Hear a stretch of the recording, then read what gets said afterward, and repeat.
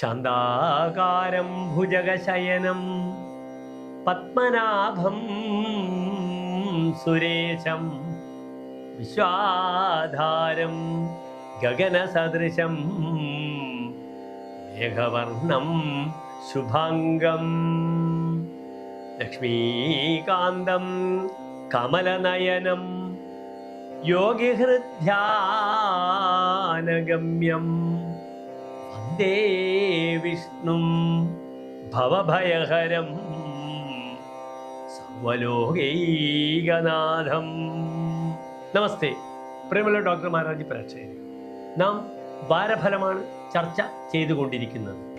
ഈ വാരത്തിൽ നാം ചർച്ച ചെയ്യുന്നത് കർക്കടകം, ചിങ്ങം, കന്നി രാശിക്കാരുടെ 1.5 വാരത്തെ ഫലങ്ങളാകുന്നു.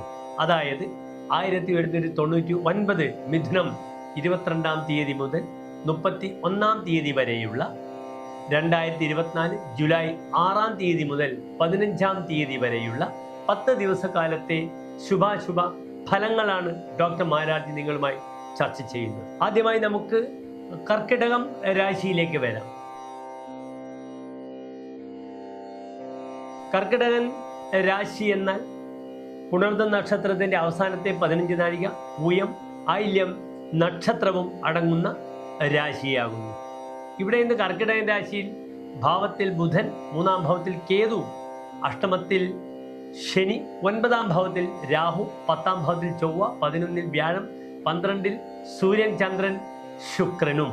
പ്രായണ കർക്കിടകം രാശിക്ക് രാശ്യധിപനായ ചന്ദ്രൻ അമാവാസിയിൽ നിൽക്കുന്ന ദിവസമാകുന്നു. ജൂലൈ 5-ാം തീയതി വെള്ളിയാഴ്ച അമാവാസിയാകുന്നു. ചന്ദ്രൻ പക്ഷത്തിന്റെ കാരകനാണ്. പക്ഷോദ്ഭവം ഹിമകരസ്യ വിശിഷ്ടമാഹുഹു എന്നാണ് പ്രമാണം. കറുത്ത പക്ഷത്തിൽ അങ്ങേയറ്റം ദുർബലനും വെളുത്ത പക്ഷത്തിൽ പൗർണമി വരുമ്പോൾ ഏറ്റവും ശക്തനുമാകുന്നു ചന്ദ്രൻ.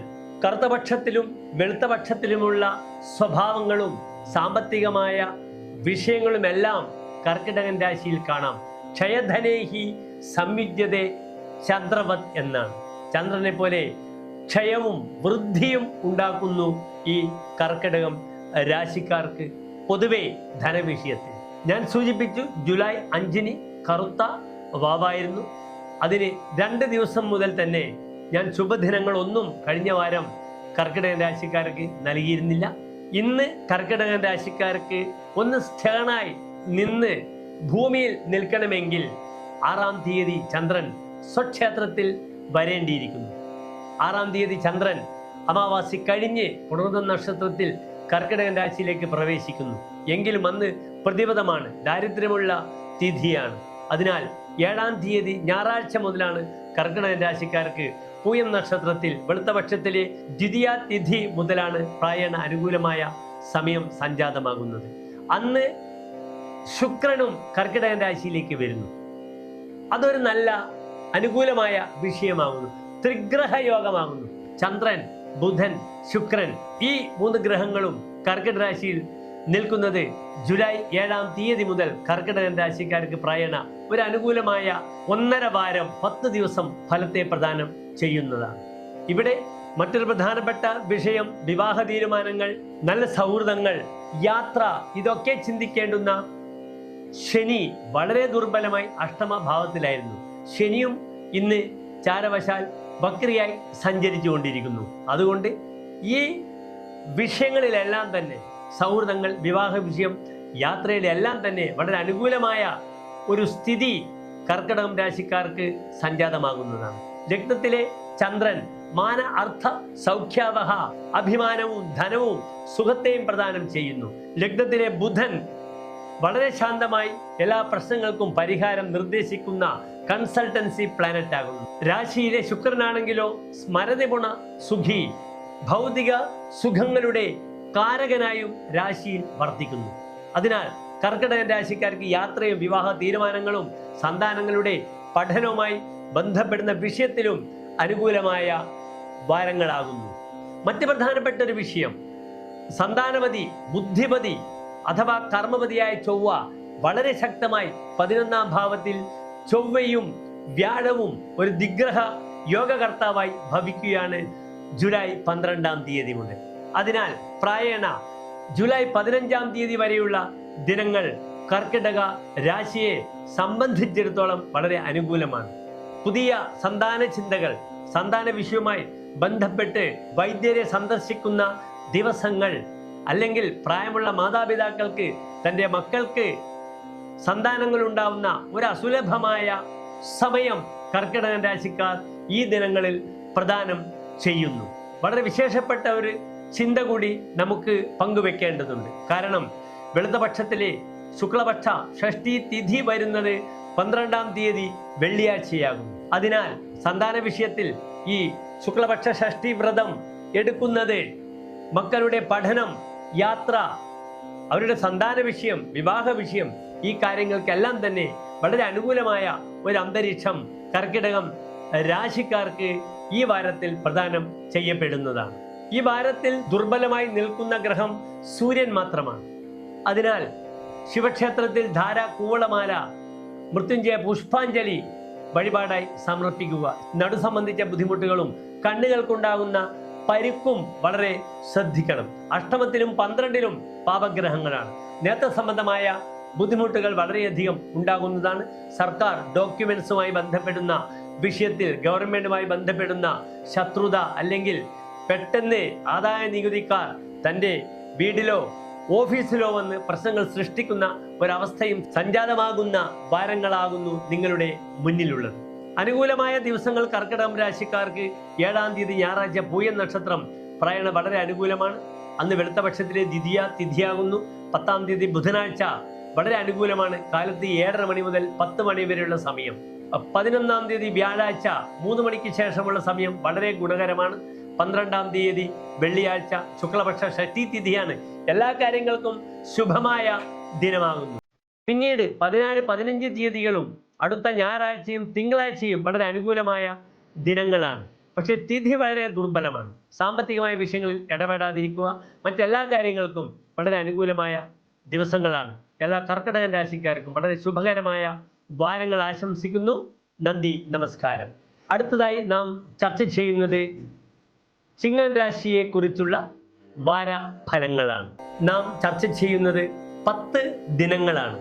1799 മിഥുനമാസം 22-ാം തീയതി മുതൽ 31-ാം തീയതി വരെയുള്ള, അതായത് 2024 ജൂലൈ 6-ാം തീയതി മുതൽ 15-ാം തീയതി വരെയുള്ള ശനിയാഴ്ച മുതൽ തിങ്കളാഴ്ച വരെയുള്ള ദിനങ്ങളാണ് നാം ചർച്ച ചെയ്യുന്നത്. കാരണം മിഥുനം 31-ന് ഈ മാസം അവസാനിക്കുകയാണ്. കർക്കിടകം 1-ാം തീയതി ചൊവ്വാഴ്ച ജൂലൈ 16-ാം തീയതിയാണ് കർക്കിടക രവി സംക്രമം. സംക്രമ ദിനത്തിൽ നിർബന്ധമായും നാം ക്ഷേത്ര ദർശനം നടത്തേണ്ടതാണ്. അവിടെയാണ് ആത്മീയമായ ഒരു ചൈതന്യവും ദേവതകളുടെ അനുഗ്രഹവും നമുക്ക് ലഭിക്കുക. ചിങ്ങം രാശി എന്നാൽ മകം, പൂരം, ഉത്രം നക്ഷത്രത്തിന്റെ ആദ്യത്തെ 15 നാഴിക വരുന്ന രാശിയാകുന്നു. ഇന്ന് ചിങ്ങൻ രാശിയിൽ ഗ്രഹങ്ങളില്ല. 2-ാം ഭാവം കന്നിരാശിയിൽ കേതു, 7-ാം ഭാവത്തിൽ വക്രിയായി ശനി, അഷ്ടമത്തിൽ രാഹു, 9-ാം ഭാവത്തിൽ ചൊവ്വ, 10-ാം ഭാവത്തിൽ വ്യാഴം, 11-ാം ഭാവത്തിൽ സൂര്യൻ, ചന്ദ്രൻ, ശുക്രൻ, 12-ാം ഭാവത്തിൽ ബുധൻ. ഇവിടെ പ്രായണ രാജ്യാധിപനായ സൂര്യൻ വളരെ ബലവാനായി 11-ാം ഭാവത്തിൽ നിൽക്കുന്നു.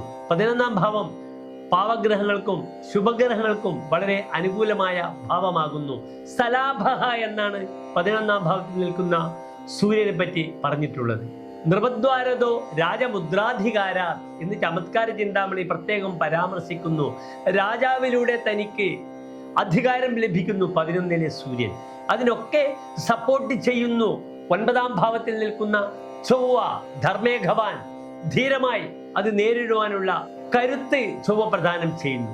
10-ാം ഭാവത്തിലെ വ്യാഴവും അനുകൂലമാണ്. ഇവിടെ ചിങ്ങൻ രാശിക്കാർക്ക് ഭാഗ്യാധിപനായ, ഭൂമിപതിയായ, ഗൃഹചിന്ത ചെയ്യേണ്ടുന്ന ചൊവ്വ 10-ാം ഭാവത്തിൽ വ്യാഴത്തോടുകൂടി അതിശക്തമായി ജൂലൈ 12-ാം തീയതി ഇടവത്തിലേക്ക് വരുന്നു എന്ന സവിശേഷതയുണ്ട്. അത് വളരെയധികം ശുഭത്തെ പ്രദാനം ചെയ്യുന്ന ഒരു ദിഗ്രഹ യോഗമാകുന്നു. യാത്ര, കർമ്മമേഖലയിൽ യാത്ര ചിന്തിക്കേണ്ടുന്ന ചിങ്ങൻ രാശിക്കാർക്ക് ഇത്രകാലവും കണ്ടകശനിയുടെ ബുദ്ധിമുട്ടുണ്ടായിരുന്നു. എന്നാൽ ഇന്ന് കണ്ടകശനി ഉണ്ടെങ്കിലും ആ ശനി വക്രിയായി വരുന്നു എന്ന സവിശേഷതയുണ്ട്. ആയതിനാൽ തങ്ങളുടെ സന്താനങ്ങളുടെ യാത്ര, ജോലി സംബന്ധമായ യാത്രകൾ, ഇതെല്ലാം തന്നെ ചിങ്ങൻ രാശിക്കാർക്ക് അനുകൂലമായ 10 ദിനങ്ങളെ പ്രദാനം ചെയ്യുന്നു. ജൂലൈ 7-ാം തീയതി ചിങ്ങൻ രാശിക്കാരുടെ കർമ്മപതിയായ ശുക്രൻ 12-ാം ഭാവത്തിൽ കർക്കടകം രാശിയിലേക്ക് വരികയാണ്. ശുക്രൻ 12-ാം ഭാവത്തിൽ വരുന്നത് സധനോന്തിയെ, ധനപരമായ വിഷയത്തിൽ കൂടുതൽ ലാഭത്തെ പ്രദാനം ചെയ്യുന്ന ഒരു യോഗമാകുന്നു. പക്ഷെ ഇവിടെ നാം ഏറ്റവും ശ്രദ്ധിക്കേണ്ടത് ചിങ്ങൻ രാശിക്കാർക്ക് ധനാധിപനായ ബുധൻ 12-ാം ഭാവത്തിൽ ദുർബലമായി നിൽക്കുന്നു എന്ന ഒരു ന്യൂനതയാകുന്നു. ബുധശുക്രന്മാർ അനാവശ്യമായി ധാരാളം ധനം ഭോഗ വിഷയങ്ങൾക്കായി ചെലവഴിക്കുന്ന വാരങ്ങളാണ് വരാൻ പോകുന്നത്. രേഖാപരമായ വിഷയങ്ങളിൽ ചതിക്കപ്പെടുന്നു ഈ 12-ാം ഭാവത്തിൽ നിൽക്കുന്ന ബുധശുക്രന്മാരുടെ യോഗം. അതുകൊണ്ട് വാക്കിലൂടെ ഒരു ഉടമ്പടിയും ഒരു ഉത്തരവാദിത്വവും ചിങ്ങൻ രാശിക്കാർ ഏറ്റെടുക്കേണ്ടുന്ന വാരമല്ല മുന്നിലുള്ളത്. 12-ാം ഭാവത്തിലേക്ക് വരുന്ന ചന്ദ്രനും കർമ്മമേഖലയിലുള്ള ശത്രുദോഷങ്ങളും മാതാപിതാക്കളുമായി ബന്ധപ്പെടുന്ന മാനസിക പിരിമുറുക്കങ്ങളുടെയും സമയമാണ്. ശാരീരികമായി വളരെയധികം ക്ലേശങ്ങൾ ശ്രദ്ധിക്കണം. പല്ലുകൾക്കുണ്ടാവുന്ന ബുദ്ധിമുട്ടുകളെ ശ്രദ്ധിക്കുക. അതേ രീതിയിൽ കുക്ഷി അക്ഷജഹ, വയറും കണ്ണും ചിങ്ങൻ രാശിക്കാർക്ക് സ്വതവേ രോഗങ്ങൾ ഉണ്ടാക്കുന്ന അവയവങ്ങളാണ്. അതിനാൽ സ്റ്റമക്കൽ ഡിസോർഡേഴ്സ്, ഗ്യാസ്ട്രിക്കുമായി ബന്ധപ്പെടുന്ന ബുദ്ധിമുട്ടുകളും കണ്ണുകൾക്കുണ്ടാവുന്ന ബുദ്ധിമുട്ടുകളെയും വളരെയധികം ജാഗ്രത പാലിക്കണം. ഈ വാരത്തിൽ പ്രത്യേകിച്ച് ദോഷപരിഹാരമായി സർപ്പക്ഷേത്രത്തിൽ സർപ്പബലി അല്ലെങ്കിൽ ആയില്യ പൂജ ചെയ്യുന്നത് വളരെ ഉത്തമമാണ്. നല്ലൊരു നരസിംഹ ക്ഷേത്രത്തിൽ പാനകം തുളസിമാല വഴിപാടായി ചെയ്യുക. ലക്ഷ്മി നരസിംഹസ്വാമി മൂർത്തിക്ക് ഭാഗ്യസൂക്ത അർച്ചന ചെയ്യുക. അങ്ങനെ ചെറിയ ചെറിയ ദോഷങ്ങൾക്കുള്ള പരിഹാര നിവൃത്തി ചെയ്യാവുന്നതാണ്. കർമ്മമേഖലയിൽ ഉണ്ടാകുന്ന ശത്രുദോഷ പരിഹാരമായി വെള്ളിയാഴ്ച ഭദ്രകാളിക്ക് ശത്രുമുട്ട് വഴിപാടായി സമർപ്പിക്കാവുന്നതാണ്. ചിങ്ങൻ രാശിക്കാർക്ക് അനുകൂലമായ ദിനങ്ങൾ 10-ാം തീയതി ബുധനാഴ്ച ഉത്രം നക്ഷത്രം കാലത്ത് 7:30 മണി മുതൽ 10 മണി വരെ വളരെ അനുകൂലമായ സമയമാകുന്നു. 11-ാം തീയതി വ്യാഴാഴ്ച ഉച്ചയ്ക്ക് 3 മണിക്ക് ശേഷമുള്ള സമയം വളരെ അനുകൂലമാണ്. 12-ാം തീയതി വെള്ളിയാഴ്ച വെളുത്തപക്ഷത്തിലെ ഷഷ്ടി വ്രത ദിനമാകുന്നു. അതിനാൽ സുബ്രഹ്മണ്യ സ്വാമിക്ക് പ്രീതികരങ്ങളായ പൂജകൾ ചെയ്യുന്നത് ചിങ്ങൻ രാശിക്കാർക്ക് വളരെ ഉത്തമമാണ്. കാരണം ചിങ്ങൻ രാശിയുടെ ഭാഗ്യാധിപനാകുന്നു ചൊവ്വ, മേടം രാശി. അതിനാൽ സുബ്രഹ്മണ്യ ക്ഷേത്രത്തിൽ സുബ്രഹ്മണ്യ പൂജ, പഞ്ചാമൃതം, ത്രിമധുരം വഴിപാടായി സമർപ്പിക്കാവുന്നതാണ്. നാഗപ്രീതി ചെയ്യുന്നതും വളരെ ഉത്തമമാണെന്ന് ഞാൻ സൂചിപ്പിച്ചു. സുബ്രഹ്മണ്യനും നാഗങ്ങളും തമ്മിൽ അഭേദ്യമായ ബന്ധമുണ്ടെന്ന് നിങ്ങൾക്കറിയാമല്ലോ. പിന്നീട് വളരെ അനുകൂലമായ 2 ദിനങ്ങളാകുന്നു 14-15 തീയതികൾ, ഞായറാഴ്ചയും തിങ്കളാഴ്ചയും. പക്ഷെ അന്നത്തെ തിഥി വളരെ ദുർബലമാണ്. വെളുത്തപക്ഷത്തിലെ അഷ്ടമി, രിക്താതിഥിയായ നവമിയും വരുന്നു ഈ ദിനങ്ങളിൽ. സാമ്പത്തികമായ വിഷയങ്ങൾ ഒഴിച്ച് മറ്റെല്ലാ കാര്യങ്ങൾക്കും ഈ 2 ദിനങ്ങളും അഭികാമ്യങ്ങളാണ്. എല്ലാ പ്രിയപ്പെട്ട ചിങ്ങൻ രാശി പ്രേക്ഷകർക്കും വളരെ അനുകൂലമായ വാരങ്ങൾ 10 ദിനങ്ങൾ നേരുന്നു. നന്ദി, നമസ്കാരം. അടുത്തതായി നാം ചർച്ച ചെയ്യുന്നു കന്നിരാശിയെ പറ്റി. കന്നിരാശി എന്നാൽ ഉത്രം നക്ഷത്രത്തിന്റെ അവസാനത്തെ 45 നാഴിക, അത്തം ചിത്ര നക്ഷത്രത്തിന്റെ ആദ്യത്തെ 30 നാഴിക. ഇവിടെ കന്നിരാശിക്കാർക്ക് പ്രായണ രാശിയിൽ നിന്ന് കേതു, 6-ാം ഭാവത്തിൽ ശനി, 7-ാം ഭാവത്തിൽ രാഹു, അഷ്ടമത്തിൽ ചൊവ്വ, 9-ാം ഭാവത്തിൽ വ്യാഴം, 10-ാം ഭാവത്തിൽ സൂര്യൻ, ചന്ദ്രൻ, ശുക്രൻ, 11-ാം ഭാവത്തിൽ ബുധൻ. ആദ്യമായി രാശിയെ പറ്റി നാം സംസാരിക്കുമ്പോൾ രാശി അധിപനെ പറ്റിയാണ് ആദ്യം ചർച്ച ചെയ്യേണ്ടത്. കന്നിരാശിയുടെ അധിപനായ ബുധൻ ബലവാനായി 11-ാം ഭാവത്തിൽ നിൽക്കുന്നു. ശത്രുക്ഷേത്രത്തിലാണെങ്കിലും അത് തൽക്കാല സുഹൃത്താകുന്നു ചന്ദ്രന്റെ. കാരണം ചന്ദ്രൻ 10-ാം ഭാവത്തിലുണ്ട്. ജലാർജിത സ്വഹ സ്വജനസ്യ ശത്രുഹു എന്നാണ്. ജലത്തിലൂടെ കാശ് വരുന്നു. സ്വന്തം ജനങ്ങൾ തന്റെ ശത്രുക്കളാകുന്നു. കർമ്മമേഖലയിൽ ശത്രുക്കൾ ഉണ്ടാകുന്നു എന്ന ഒരു ആശ്രയഫലം ആ ബുധനുണ്ട്. എങ്കിലും 11-ാം ഭാവത്തിലെ ബുധൻ തന്റെ കന്യകയെ കന്യാദാനം കൊടുക്കുവാൻ ഏറ്റവും ഉചിതമായ സ്ഥാനത്ത് നിൽക്കുന്നു. അതേ രീതിയിൽ യാത്ര സംബന്ധമായ വിഷയങ്ങൾക്ക് നല്ല സഹായികൾ അന്യമതസ്ഥരിൽ നിന്നും ശുഭഫലങ്ങൾ അനുഭവിക്കുന്നു. മറ്റൊരു പ്രധാനപ്പെട്ട ഒരു പ്രത്യേകത, ഇന്ന് വളരെയധികം ദോഷപ്രദനായി 8ാം ഭാവത്തിൽ നിൽക്കുന്ന ചൊവ്വ ഈ ശുഭഗ്രഹങ്ങളുടെയൊക്കെ ഫലത്തെ ഇല്ലായ്മ ചെയ്യുമെന്നാണ് പറയുന്നത്. ആ ചൊവ്വ വളരെ ശക്തനായി 9ാം ഭാവത്തിലേക്ക് വ്യാഴത്തോടുകൂടി ഇടവം രാശിയിലേക്ക് പ്രവേശിക്കുന്നു ജൂലൈ 12 മുതൽ. ഈ ചൊവ്വ ഭൂമിപരമായ വിഷയത്തിൽ, ഗൃഹപരമായ വിഷയത്തിൽ, ഭൂമി വാങ്ങൽ കൊടുക്കൽ കർമ്മങ്ങളിൽ ബ്രോക്കർമാർക്ക് അല്ലെങ്കിൽ കൺസൾട്ടൻസിന് വളരെ അനുകൂലമായ സമയമാകുന്നു. ഈ ചൊവ്വ വ്യാഴത്തിന്റെ ദിഗ്രഹ യോഗം കൺസ്ട്രക്ഷനുമായി ബന്ധപ്പെടുന്ന മേഖലകളിൽ പ്രവർത്തിക്കുന്നവർക്കും വ്യാപാരം ചെയ്യുന്നവർക്കും വളരെ അനുകൂലമായ 10 ദിനത്തെ കന്നിരാശിക്കാർക്ക് പ്രദാനം ചെയ്യപ്പെടുന്നു. സ്ക്രാപ്പുമായി ബന്ധപ്പെടുന്ന വ്യാപാരികൾക്കെല്ലാം തന്നെ വളരെ അനുകൂലമാണ്. യാത്ര വളരെ ശ്രദ്ധിക്കുക.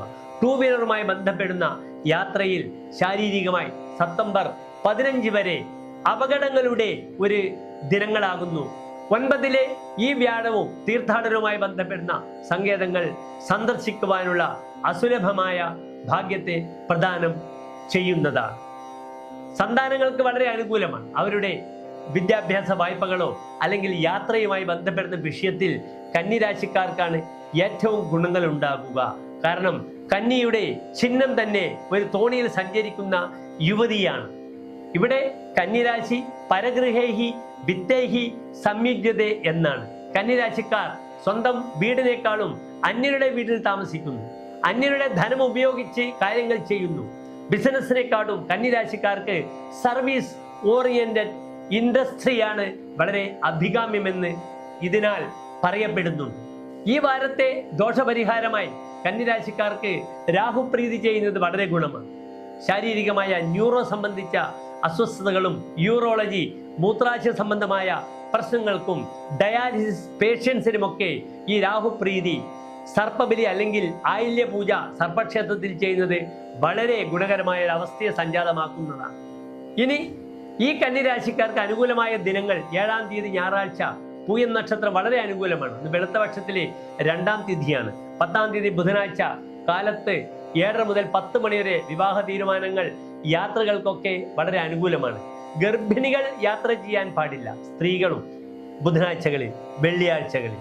11ാം തീയതി വ്യാഴാഴ്ച ഉച്ചയ്ക്ക് ശേഷം 3 മണി മുതൽ രാഹുകാലം കഴിഞ്ഞുള്ള നക്ഷത്രം വളരെ ഗുണമാണ്. 12ാം തീയതി വെള്ളിയാഴ്ച ഷഷ്ഠി തിഥിയാകുന്നു. ഷഷ്ഠി വ്രതം എടുക്കേണ്ട ഏറ്റവും നല്ല ദിനമാകുന്നു കന്നിരാശിക്കാരെ സംബന്ധിച്ചിടത്തോളം. സന്താന ശ്രേയസ്സിനും അവരുടെ വിദ്യാഭ്യാസത്തിനും പുത്തൻ സന്താനങ്ങൾ ഉണ്ടാകാനും ഷഷ്ഠിവ്രതം വളരെയധികം ഭക്തർക്ക് പ്രയോജനപ്പെടുന്നതാണ്. 14, 15 തീയതികളും ഞായറാഴ്ചയും തിങ്കളാഴ്ചയും വളരെ അനുകൂലമായ നക്ഷത്രങ്ങളാണ്. പക്ഷെ തിഥി വെളുത്തപക്ഷത്തിലെ അഷ്ടമിയും നവമിയുമാണ്. അതിനാൽ സാമ്പത്തികമായ ഇടപാടുകൾക്ക് അനുകൂലമായ ദിനങ്ങളല്ല. എല്ലാ പ്രിയപ്പെട്ട കന്നിരാശിക്കാർക്കും ശോഭനമായ 10 ദിനങ്ങളെ പ്രാർത്ഥിക്കുന്നു. നന്ദി, നമസ്കാരം.